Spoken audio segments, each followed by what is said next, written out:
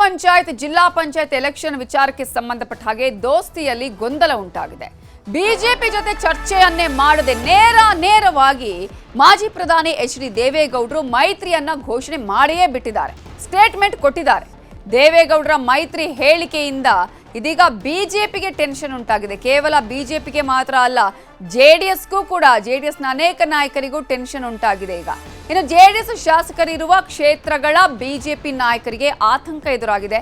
ಹಾಸನದಲ್ಲಿ ಬಿಜೆಪಿ ಮಾಜಿ ಶಾಸಕ ಪ್ರೀತಂ ಗೌಡ ದೇವೇಗೌಡರ ಈ ಒಂದು ಸ್ಟೇಟ್ಮೆಂಟ್ ನಿಂದ ಡಿಸ್ಟರ್ಬ್ ಆಗಿದ್ದಾರೆ.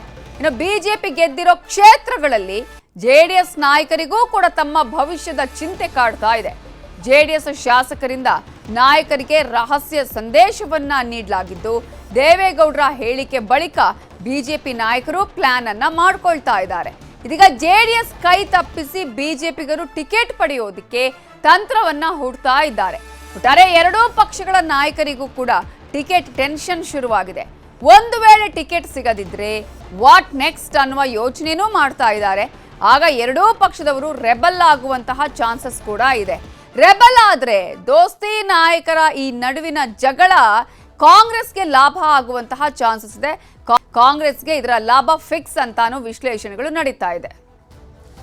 ಇದ್ರ ಬಗ್ಗೆ ಇನ್ನಷ್ಟು ಡೀಟೇಲ್ಸ್ ಕೊಡೋದಕ್ಕೆ ನಮ್ಮ ರಿಪೋರ್ಟರ್ ತಿಮ್ಮೇಗೌಡರು ಈಗ ನೇರ ಸಂಪರ್ಕದಲ್ಲಿ ಜಾಯ್ನ್ ಆಗಿದ್ದಾರೆ. ತಿಮ್ಮೇಗೌಡರೆ, ದೇವೇಗೌಡರ ಏಕಾಏಕಿ ಸ್ಟೇಟ್ಮೆಂಟ್ ಬಿಜೆಪಿ ಮತ್ತು ಜೆಡಿಎಸ್ನ ನಾಯಕರಿಗೆ ಟೆನ್ಷನ್ಗೆ ಕಾರಣ ಆಗಿದೆ. ಇದೀಗ ಬಿಜೆಪಿ ನಾಯಕರು ಏನ್ ಮಾಡುವಂತಹ ಸಾಧ್ಯತೆ ಇದೆ? ಹೈಕಮಾಂಡ್ ಹತ್ರ ಏನಾದರೂ ಮಾತನಾಡುವಂತಹ ಸಾಧ್ಯತೆ ಇದೆಯಾ ಈ ವಿಚಾರಕ್ಕೆ ಸಂಬಂಧಪಟ್ಟ ಹಾಗೆ? ಹೇಗೆ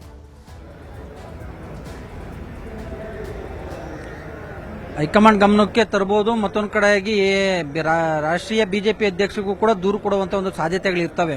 ಯಾಕಂತ ಹೇಳಿದ್ರೆ ಏಕಾಏಕಿಯಾಗಿ ರಾಜ್ಯ ಬಿಜೆಪಿ ನಾಯಕರ ಜೊತೆ ಚರ್ಚೆಯನ್ನ ಮಾಡದೆ, ಶಾಸಕಾಂಗ ಪಕ್ಷದ ಸಭೆಯಲ್ಲಿ ಚರ್ಚೆ ಮಾಡದೆ, ಅಥವಾ ನಮ್ಮ ಬಿಜೆಪಿ ವರಿಷ್ಠರ ಕಡೆಯಿಂದ ಯಾವುದೇ ಸೂಚನೆ ಬರದೆ ಏಕಾಏಕಿಯಾಗಿ ಮಾಜಿ ಪ್ರಧಾನಿ ಹಾಗೂ ಜೆಡಿಎಸ್ ವರಿಷ್ಠ ಎಚ್.ಡಿ. ದೇವೇಗೌಡರು ಜಿಲ್ಲಾ ಪಂಚಾಯತಿ, ತಾಲೂಕ್ ಪಂಚಾಯತಿ, ಬಿಬಿಎಂಪಿ ಚುನಾವಣೆಯಲ್ಲಿ ಮೈತ್ರಿ ಮುಂದುವರಿಯುತ್ತೆ ಅನ್ನುವಂತ ಒಂದು ಹೇಳಿಕೆಯನ್ನ ಕೊಟ್ಟಿರ್ತಕ್ಕಂಥದ್ದು ಎಷ್ಟು ಸರಿ? ಇದರಿಂದ ಪಕ್ಷದಲ್ಲಿ ಮೈತ್ರಿಯಲ್ಲಿ ಸಾಕಷ್ಟು ಒಡಕು ಉಂಟಾಗುವಂತ ಒಂದು ಸಾಧ್ಯತೆಗಳಿರ್ತವೆ ಅನ್ನುವಂತ ಒಂದು ಲೆಕ್ಕಾಚಾರದಲ್ಲಿ ಬಿಜೆಪಿ ನಾಯಕರು ಇರ್ತಕ್ಕಂಥದ್ದು.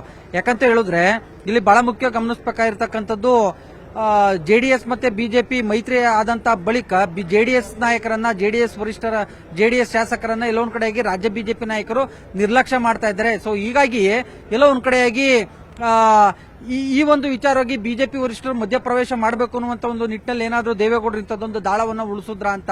ಯಾಕಂತ ಹೇಳಿದ್ರೆ ಈ ಒಂದು ದೇವೇಗೌಡರು ಉಳಿಸಿರ್ತಕ್ಕಂಥ ಈ ಒಂದು ದಾಳದಿಂದಾಗಿ ಇದೀಗ ಬಿಜೆಪಿ ನಾಯಕರಿಗೆ ಮತ್ತೆ ಬಿಜೆಪಿ ಶಾಸಕರು, ಮತ್ತೊಂದು ಕಡೆಯಾಗಿ ಬಿಜೆಪಿಯ ಪರಾಜಿತ ಅಭ್ಯರ್ಥಿಗಳು, ಬಿಜೆಪಿಯ ಮಾಜಿ ಶಾಸಕರಿಗೂ ಕೂಡ ಒಂದ್ ರೀತಿ ತಲ್ಲಣ ಶುರುವಾಗಿರ್ತಕ್ಕಂಥದ್ದು.